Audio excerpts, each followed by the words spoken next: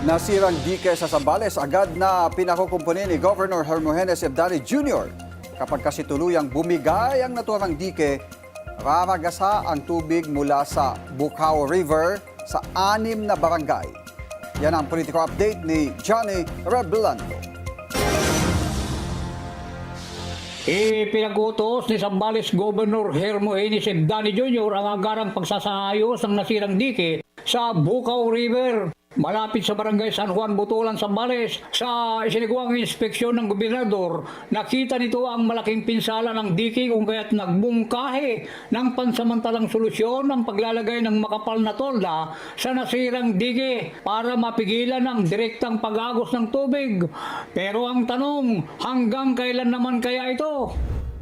Siguro din may experience itong mga engineer natin. Nandito si Engineer Mariano na nag-supervise. So, ano yan, yung ginagawa na lalagyan ng tolda para itatabaan ako. Ngayon ang question dito is,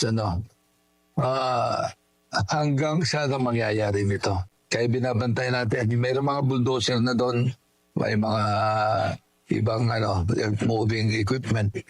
Kasama sa nagsagawa ng inspeksyon sa dike, sina Butulan Mayor Jun Omar Ebdani, Engineer Domingo Mariano, Engineer Perdi Dagsaan, mga provincial engineers at municipal engineers ng Butulan. Ayon kay Domingo Mariano, konsultan sa pagpapaunlad ng infrastruktura sa lalawigan, na sakaling masira ang dike sa Bucao River, maaaring bahay ng mga barangay ng San Juan, Paudpud, Carael, Bangan, Kapayawan at Batong Lapok. Ang mga lugar na ito ay nasa tabi lamang ng ilog, kabilang sa mga napinsala noong panahon ng pagbaha taong 2009. Mahigpit din binabantayan ng mga otoridad ang Santo Tomas River na dumadaloy sa mga bayan ng San Marcelino, San Felipe at San Narciso. Matapos tangayin ng malakas na agos ng tubig ang Santa Fe Bridge sa barangay Santa Fe, San Marcelino nitong nakaraang linggo,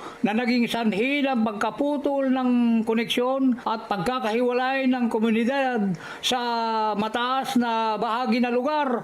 Patuloy ang pagtatambak at pagsasaayos sa nasabing bahagi ng dike at wala namang naitalang malubhang epekto sa mga komunidad na nasa paligid ng Bucao River. Pinaalahanan ang mga mamamayan na nakatira malapit sa Bucao River na patuloy na mag-ingat at pag-ibayuhin ang kahandaan upang matiyak ang kaligtasan ng bawat isa.